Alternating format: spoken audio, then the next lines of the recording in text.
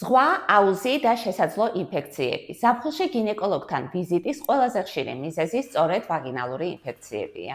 მიზეზი ყოველთვის ზღვის ან აუზის წყალი არ არის. ხშირად პრობლემას ქმნის სველი საცურაო კოსტიუმით დიდხანს დარჩენა, ასევე სიცხე და ტენიანი გარემო, რომელიც საუკეთესო პირობები არის სოკოებისა და ბაქტერიების გამრავლებისათვის. როგორ დავიცვათ თავი? თუ შეძლებთ არ ატაროთ მთელი დღის განმავლობაში სველი საცურაო კოსტიუმი.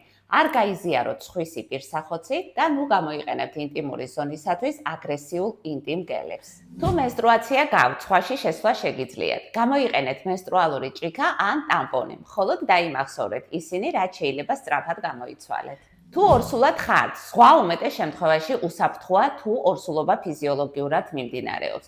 უბრალოდ ერიდეთ გადახურებას, ძლიერ ტალღებს და მიიღეთ დიდი რაოდენობით სითხე. თუ ზღვის ან აუზის შემდეგ შეგაწუხათ ქავილმა, უჩვეულო სუნიანმა გამონადენმა საშოდან ან ტკივილმა, აუცილებლად მიმართეთ ექიმს და გადაიკონტროლეთ თქვენი ჯანმრთელობა.